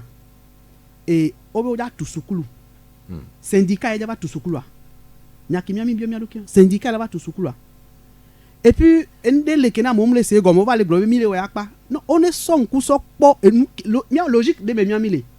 nya ke mi le gblɔ ya no yɔ mi pe ama tɔn godo tsã nya gba répéter même chose parce que nyateƒea nye ŋka dzi be kuku na de le nyateƒe ŋti ke gbɔ gblɔ ne o le gblɔ be wa créer bureau o créer bureau ye o définir enu ko o dza gblɔ tutu gbɔ mi be non non enuawo ke mi le cité de mu nyi miabe prérogative de mianɔ agbe ava gblɔ nyawo parce que a créer sukulu a yi tu sukulu xɔ ku de tɔ wa mu nyi tsitsa ye la va o mi va consulter tsitsa ke gbɔ efia ministre ŋutɔ be leke yɔ ne ma feuille de route ŋutɔ ale fi ke ya le o ye syndicat la va wɔ ŋuti dɔ mi kpɔ be o gba le tsaka mi do me. Aƒetɔ Ben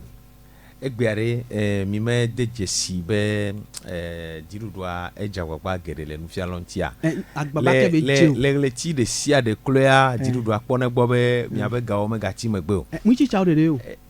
Voa mi me de dzesi lɔlɔnu nyuie ɖe le dziɖuɖua ƒe akpa dzia. Ŋutsitsawo ɖeɖe ame ke le ɔdɔ ya dze na fe tutu ŋutsitsawo kpo le tu fɛ na o ɖe o le tu fɛ na ame sia ame ministre awo tsã le xɔ ga ye président ŋutɔ tsã le xɔ ga ye donc ne président ŋutɔ ne te da akpe na eɖokui be sadi ete le tu fɛ na eɖokuia tsitsawo sadi mu faveur be nyi be o le wɔna tsitsawo ye o dɔwɔtɔ ɖe kpekpe le Togoa ele xɔ ga et puis c'est chose normale mu le extraordinaire o ame ke gbe le ɔdɔ ya edze na fe tu donc amu nyi tsitsawo ye o mlɔ faveur ɖe kpe na tsitsawo amewo ne nɔ se nuawo gɔme egbea o le gblɔ be wa créer groupe de travail ne wa bu tame so infrastructure nuke ŋuti kafla lo ame ko le lãmesẽ dɔwɔtɔwa wa tsã o le dɔ gbegbe be wɔna me ŋkɔ le biɔ o be condition de travail kafla par exemple scanner o le biɔ o le gblɔ bena de dɔwɔnuwo o le biɔ dɔwɔnuwo voa gouvernement mu le ɖo to o mu le wɔ groupe de travail ne wa kpɔ solution na ye wɔn miawo tsitsawo mi va le biɔ mi le biɔ prime indemnité a o va le gblɔ va créer groupe de travail ne wa va kpɔ miabe infrastructure o gbɔ mi kpɔ be amalgame lea tsitsawo bi o le wɔ susu infrastructure ŋuti santé tɔwo le biɔa o mu le kpɔ wa gbɔ miawo mi le biɔ nuboa o va le gblɔ be nu ya ye o dza wɔ. Aƒetɔ Ben wale gaƒoƒo yɔ me ke miabe dzuantɔ le ʋunyaʋunya me le politiki nyɔ ba kpadzia ɖe ma nyɔ be mia nufialawo miaɖo alɔ tevi ɖe ne miaƒe wɔnawoa madzo va dze be midzo su politiki wɔlawo be akpotsɔlawo alo sɔtiwo wɔ be miawo katã midzo ɖo gbedu be yewoa na dzua me nenɔ nyamanyama ma wɔ alea akpe na nyako bia tutsugba ma ɖo ŋuti be nya me biana akpe o nya o ɖo ase gɔme ya le veve ɖe tutsugba ma na todzidotɔwo ɖe se be ne mi be miawɔ politika ese ɖe kpe ŋutɔ ŋhe mɔ na mi o ke ye wɔ mi le ya mi le wɛ voa ne mi ɖo ŋutete be miawɔe voa ne mi décide be mi dza wɛ asɔ do miaƒe azɔlizɔzɔ me o et puis ne o la kpɔ mia nu ke mi le biawo kekeke alo miabe azɔli ɖeɖe wa ne mi di miawɔ politique mɛ ke dza he mɔ na mi o ame ɖe kpe mi dza he mɔ na mi o mars passé 17 mars ke premier ministre le wɔ discours ale politique be nya ɖe tan ena nyi tan wa mea politique be nya ɖe kpe mu na nyi o donc egbea o ne nya le ko asɔ nuwo da ɖo wa teƒe ɖo enu ke mi le biɔa ele keŋ gbɔ ye 19 août va na nyi ye mia soulèvement alo azɔlizɔzɔ va le na nyi miabe nuawo le xoxoxo egbe me fia nyakaka dona to sena nyakaka dɔwɔtɔ ɖewo anɔ gblɔ be mi le opposition me peut-être mi tati nyadzɔdzɔdɔ le xɔnɔ wɔƒetɔ nyeko ya mia gblɔ miabe nya o ne to nyateƒea nyadzɔdzɔdɔ ale ke wo xɔ kpɔe ɖo ya Aƒetɔ Ben wi ole ko susu ɖoa eye wo le gblɔ wa egbea ɖe afɔ ɖeɖe ke le o ne sukuwa ƒe ŋkɔgbedede le Togo sukua be ŋkɔgbededea tutsugba ke mi yi sɔa o be consider miagba dogo yawuɖagbe kudo fiɖagbe enya kelea ele simple question sur les primes puisque le wa be ordre du jour ko ŋlɔ na miwo wa o va sɔ prime indemnité a ɖo teƒe mamlɛa puisque o be pe ama tɔn me ye o dza ƒo nu ƒo yi be non ne fafa ba va de wa tɔdzi kudo prime indemnité a ne o gbe tɔ edzi kpoa mianɔ te dɔ gbegbe ne o gbe tɔdzi ne mi kpɔ be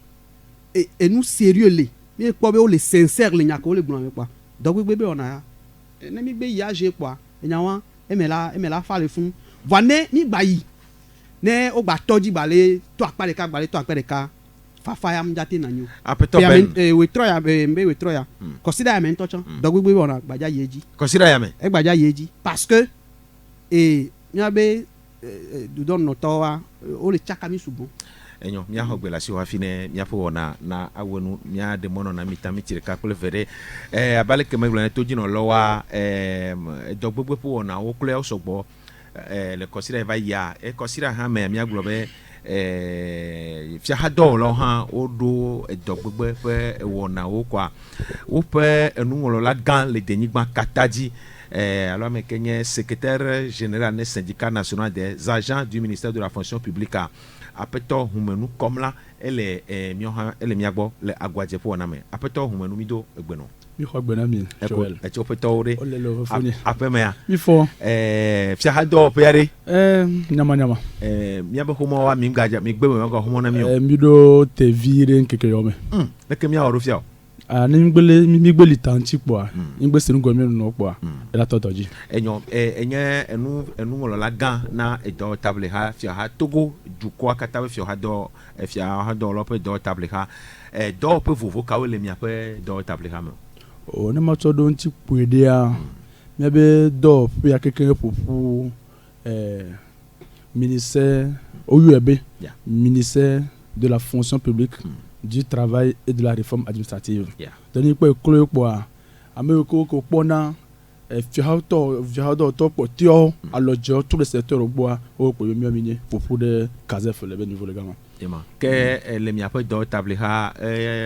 tout le mois tout mi ape fiado mais kaka yi denigba pe dire pas o kata le akparo ko ni ko concerné travail be côté a o kaka nora gojira enyo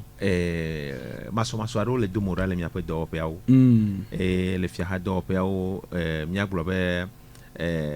mi do dogbegbe po na de nkeke menye nkeke kaolo nkeka mende son eso kwonto ya peto awumanu o ne ba do afima go be hia yi ehia po de ko go be na kapio ma ba do nkenti ba do ka niveau a emi hotana syndicat mi pokote be na no me kemo we mi afi ha do to mi le do wole a ma jeso me jeso wa mi wo afode de kan yi mi atatogbo tele be ntono po si bebe mi ni fi ha do to ni ma gbo mi fi ha do tutu gbo voi me o po na fi ha do to po to po je na o ko pa gbo jejo gbo o we ni mi o vo no me kemo mi le ho ko mi le ke bebe bureau lero emi ko lo do wa ma jeso wa mi wo nu me kuku emi dogo zive zito ministre Bawara mi dogo ku mi ngula gbale ne sugbo ne gara mo vo wa e de agbe asina e pe nu gomo to be pes collaborateur yo ho ami donc ma bena ka pene mi ayi o yo ande be plateforme revendicative les plateformes va dire mi to mi ape hia o to do nkume no hia o le te pe amene o mi sugba be na e ni prime de rendement e go do be agbo wa ina je mi le ko do wa ya yo be prime de rendement c'est do me pe jena pe jena ko yedia mi pe do me fifia mi se mi le sibele ke ne agbele dala yi agbele ku kojo ya mi to a machine du mi pona e ne to yedia ne le machine di po e dia e ba hina do le kuro bana on pe kuma yo na be les maladies professionnelles kwa mi gbe na prime d'écran do le yo ke do agoto do na me do le chome eni vego e to gwa ma ti ba gbe koto kwa c'est parce que mi no vioti cha ole gbe ne o le to gwa ko no kekere ye chogama ko yo chobe dossier o korara fonction publique le loi et puis ça il dit ça mi no video kita o afrique pe tous les fonctionnaires tous les secteurs on a dossier rara donc fi que dossier o chona fi ko mo chona et dit pousser ko to que dossier o tia mi menyo vol mi o ya de ko mi no kota 10 coup dossier o amoro wa tele do fa amoro tino do baji fa cap ye no awo be dossier mo keken wa do ro be contagion donc mi be plus de contagion. Donc pour dire me quoi mina jena amene le mien ku hiya o me vole nous me ku mi apoto ha e ba gbe na bon ye se gomme vobe amene kekan we mate don china mi o kemino cho amevepo les amene va cho prime de rendement ku nu na be na gratification de 13e mois et nu ni ko o na ken ko droit de sibena e vinel to jona do lao e pe le tiweton kwa mi va retenir amevewa chaque perentia mi globena mia be loko ho ne mi le do wo le a o mo jeso o mo nyokuro wa 3 nami ele mia be nu koko me o mi sego ko te be na ke mia poto to be mi ne dasira am vetia tamunyo ko jo na de le mesia tamunyo jo na de na mi e ko me chase we vi se to nu ne a me mo jagan de wan chu ayibo okay ne bi anu amene o bo so vo na tutugba mategbore po mi loro waji e mi ko asidere kaka ya fi va do avec oh donc ma gbe na 19 juillet passé 2016 vraiment 19 juillet 2016 et mi to de ma charge kaka ba 2017 a mi mo po affordé de pe koto bena ami yawa odo volonté alors di nuru bena akowo edo anamio bo mi va to be le ko to deux jesi benu ke bia mi le be LTP be ejese vomulo anamio wa no munyo wa be mi jado edote tutu gban to wa e ma gbe na mo jo le be mi disa me kwata po mi mo we po vo année passée pe mi dun gbo ba ye a pe 12 13 14 septembre mi je to gbogbo ona ji vo mi ne to kan ba yi e ho mi be nya o be se be na ya le susu nchi mi to ba na igbore me un mois de calendrier be ne ko de susu to no nchi voix 0 et nous que ba do do me jona mi ani be le reti de kai na mi ne mo me o mia to mo na afire ko yomi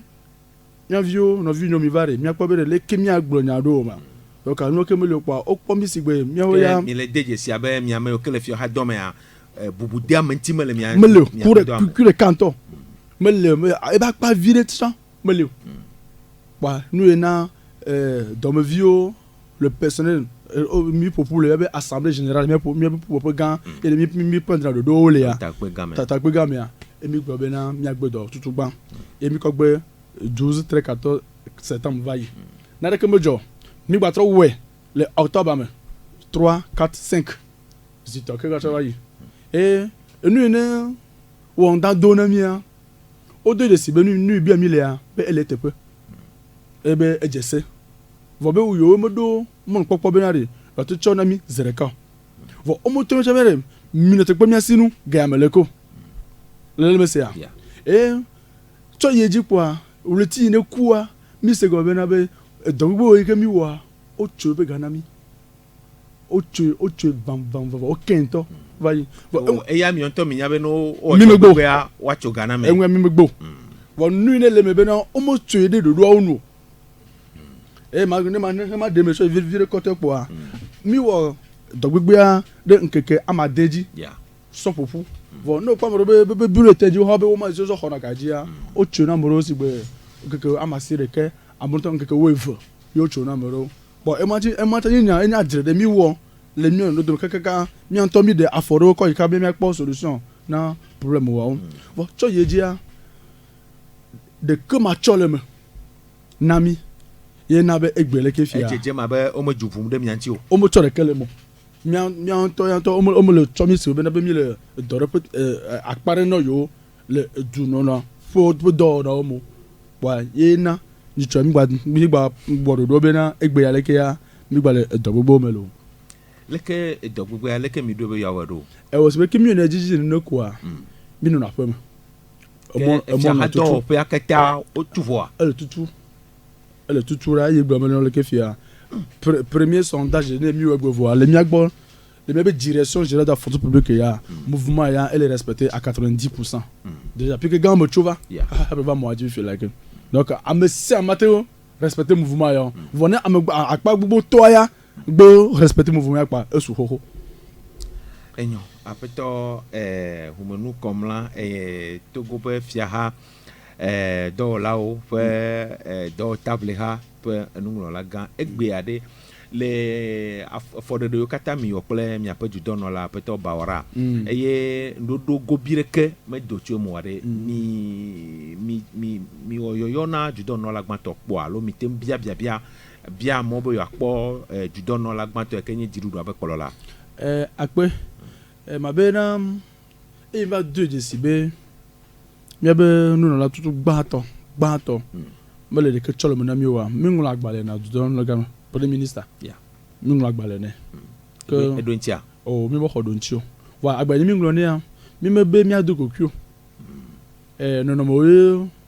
nɔnɔme mi le dɔa mea o komi defie o mi defie ku disposition komi prendre par rapport na egako o tso mi kɔ yi akpa ene be mi do edɔ ɖewo te ase legbe fie ɖe do mi dɔ mi fie ɖe ke fie mi do edɔ ɖewo le ke mi do wo te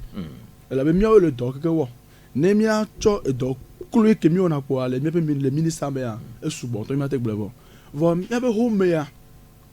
mi le gɔme na alɔfa ve mi le gɔme na alɔfa ve vɔ mi le wɔ togo ko nia keke blibo ƒe dɔ keke yi ŋuti kpo mi le base be prime de rendement do parce que ne va miakpɔ le dɔme n'o kpɔ n'o o ɖeka le ke fɛ zio le fia la te xɔ 2 sigbe 100 150 200 le nkekere kame fa e pression nɔ na me dzi susu eŋua gba su na gbɔ susu ne wɔ concours yeye ɖe n'o xɔ fia dɔ tɔ yeye ɖewo kɔdo dɔ bea na kpɔ ɖa alo mia nɔvi ko tɔ su na gbɔ woawo nyi bendo ke le kɔ ne fia ɔnyi titsa dɔ ɔya ɔbe dossier ɔva na nke le se gɔ bea vɔ ne mi tsɔ effectif keke le ministère des fonds publics a tsɔ yi travail godia on fait moins de 500 agents et vraiment yo keke nɔ na contact permanent ku dossier ŋutɔ le miagbɔ le fonction publique a fait 197 agents et amewo fɔn o le dzodzo nke nu ka ŋuti amewo le dzo le ministre me nu ka ŋuti amewo le dzo ɖo ego bena nɔnɔme condition ke mi lia mo sɔgbɔ woate tsɔ sigbe fie ɖeke mi le ke fie na gbɛtɔ amadin bo no wɔ dɔ et puis jojo ano wumi la te seconde bena be ministère de la fonction publique a bureau de la ne ko ma do lokiwa non ne me kɔnɔ mi wa sigbe nyadɔ kakaria mi va kpɔ ɖe mi ma te titre mi be dɔ ƒo kpoa la va nɔ mɔdzi ke ava nɔ abatso kamu wa ne hiã kpoa mi va de se ke mi akpɔ be nu me nɔ mi le la kpɔ be bureau na kpɔ ke xɔ me le ɖo hadi enya ɖewo le ke ma te gblɔ me dze o ego bena ɔmo tsɔna miasi ke sɔfia na ametɔ ƒe dumo wa ye ŋuti vɔ ne mi kpɔ ta ɖe mi kpɔ eyi vi ɖe mi do ko mi wɛ do ko mia kpɔ mia ŋutɔ kple ŋku be ya ɖe agbetɔ la te titre va ƒome la va nɔ nuwo me be le dɔ wɔm me. enyo egbea ɖe kafi miagadze dɔ gbegbe ƒe wɔna ya dzi aɖe mi ga kafe minista kpɔa. mi gblɔ ne ne kpe ke mi wɔna mi gblɔ ne ya kokoe. ena mi ɖoɖoa. awɔ megbe ɖe gbedo ŋtsi. ne nkeke ne yava yi ye mi me se be ŋkɔ wa ɖe do afɔɖoɖo ƒe ke wɔga le miasi o. ne le kpɔ dukplɔla le dzoasi aƒetɔ ehume mi ma wɔ oyɔyɔ na dukplɔla hã kpɔ aɖomahi be ye togoviwo katã ƒe tatɔe. le kpɔ ɖe.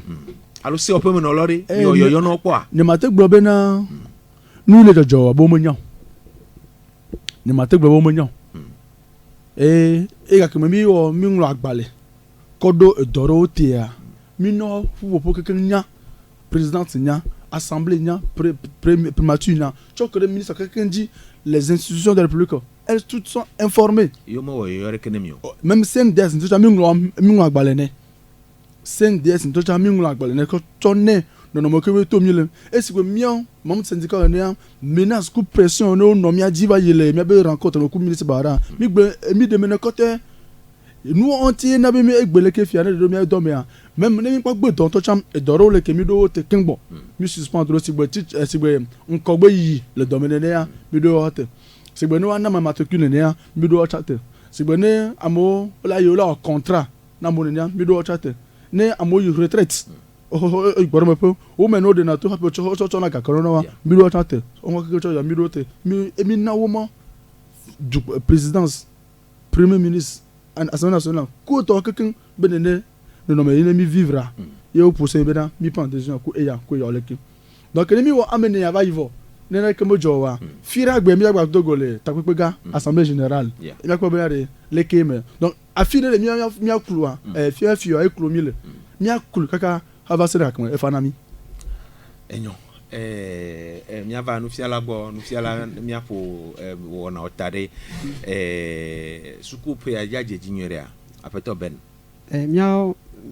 ɖomidzo gbe be yewo ma ga fiafia dzi ko mo aɖe. miabe dzidzia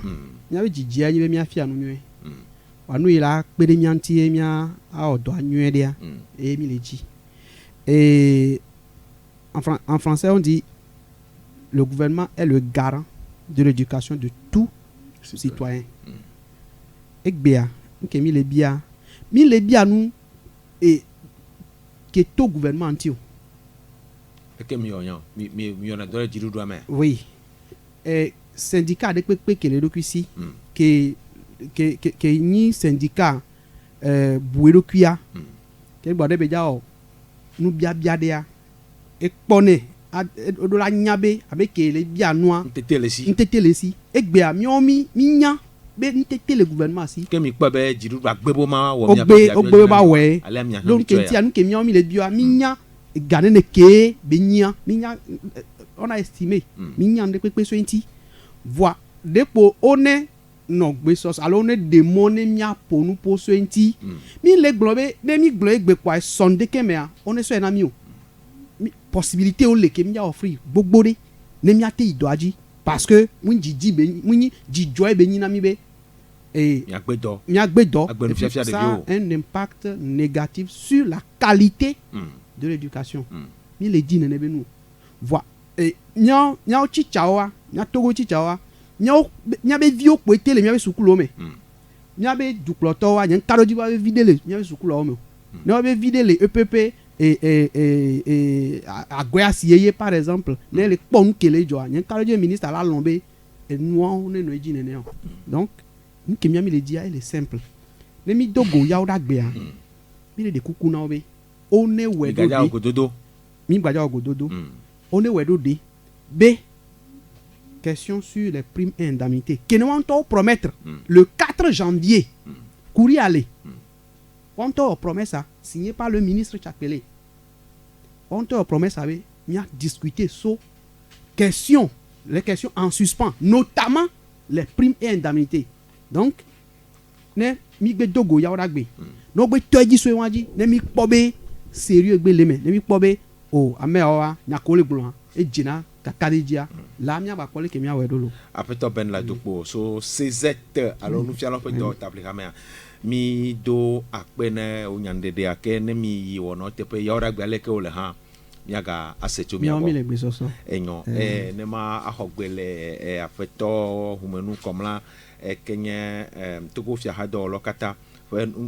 nungolo la gangware dogbegbe nkeke amene emegbere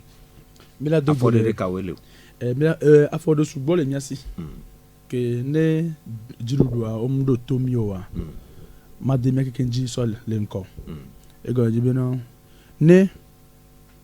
tichao olegbedo dokita olegbedo bigba se champion suku koko de la situation oda do bia ego bena ndelejo ye tatowa oneli tatanchi ni wa busu so nwanti for ne mi wo egbe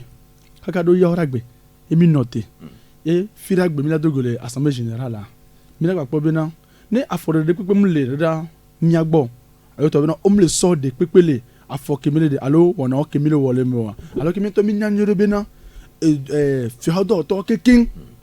be kule hobe jena po be mi ayo so de na sino wa nubo le kemile gba do te nono mbo le kemia gba do afo wa chan wa ji mejume vi o mi ja mi le fian fule nu yokata me apoto ta flache ndina kuku no koko be na njijo be nyira be na do jume vi o gba no ji homaro wa ono cha pleto wa o be fi ha do lo bo yo ma o do pleto mejume vi o mi le fian fo egbo ma so de me kule kwa ndona ta flache eji ngro be na njijo be nyira be na mia o do gbegbe yo vonu ke go be mia to alo ameko toju no ko la se ya wo mo ke mimle dena dumevio ke wona doa mianto cha mimdo mianto mi le dena mianto chon e go bena sigbe avancement ke mi le gbon nko wi le dominenia mianto depuis mianto ke le fi depuis 2016 ni ba ho avancement po vo mi na bena toute lutte a un prix enyo o se go bien donc on est se go côté bena on de mi le di la fion au fou ne amere la fire le simia ben ko enya bena no mi akeme ministère de fonds publics le mle de miadio alo mle de yo ketenju wa ne eto se la firia ne se nu o le se go bien vo so gba yejia o ne se go me koto bena mi o pe lawe emi mle gbo so be ni mi atato ogbedo tomi alo ogbe kunume milita tanti be no vino leke kuleke mi la de azonado akwa nde kukula trova à la normale lo apeton humanu comme là mi dakwe no le nkeke aloko sira ya fe dogbegbe po no megbea mi agava abia minya leke wono va irwa mi agate ademana toji no lo et donc il y a d'accord na mon quoi que minami be mi so de nous maintenant to di no lol ele vivie du me viu na senu yo no asero go be wa ma yo na mi to ke le to di fifi be no be ke mi lo ya am be se me no ye be seme e ki mi to mi gbe décider be na be mi agbe we kwa mi na be na ministère ya mi onto mi la troe mi la premier tatonchi ne wa troe se na gbe do me mi ato po mi le ji o le se go mi ato mi onti o wa on a bien ambassadeur que les tout les senois et la soirée tout dans les melo akwe apeto ben la dokpo to se zet mi dakwe na we mi dakwe na mi achan na mon popo ke mi na mi be mi a de nu gomena du kon mi ko se be fafa han ava me mi achan ho se kakade ji le mi asi be fafa la va me ne du don no gbe wa to sinu kwa mi o mi le gbe soso be mi acha mi o mi to sinu akpe no apeto humanu komla akpe no ha mi a hede nwe mi ko sebe fafa elava okata fafa lava me poe akpe na mi okata to jina lo apeto plapo no egbe agwaje fo na gbanto le consideration me enye sia o mi no nu fiala pe do table ha ple mi ape juko be fia ha do lawo fo nu la gan o no mi agbegbe ami se o menyo kata akpe na Emmanuel afanya gbele emorando pe o no leji le taxi fm ne kpoto le miti evekle eto ado me no binyo Eric Gato plepa me pepo va yeji le taxi prespe wona me e yene kpoto miti wi atonando garika nyajojo le frase gbe me amena sinyo avachona mi ne kpakle mi awone ma de moi eto nji ga sheke kple miti woro ami agano jule agwaje po na bubu me bye bye. Tout le monde, je veux voir les mouchoirs en l'air. Alléluia. Il a pris sur lui toutes nos maladies. Il a porté toutes nos malédictions. Par ses meurtrissures, nous avons la guérison qui est semblable à lui.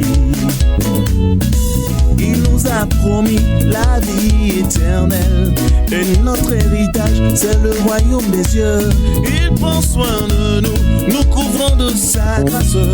Voilà pourquoi je chante qu'il est bon. Aïe aïe aïe, Jésus est bon. Il est bon. Le Fils de Dieu est bon. Il est bon. Oh, mon Sauveur est bon. Il est bon. Mon Rédempteur est bon. Il est bon. Oh, Emmanuel est bon. Il est l'étoile brillante du matin. Le soleil de justice, l'admirable conseiller. Le lion de la tribu de Juda. Il est bon.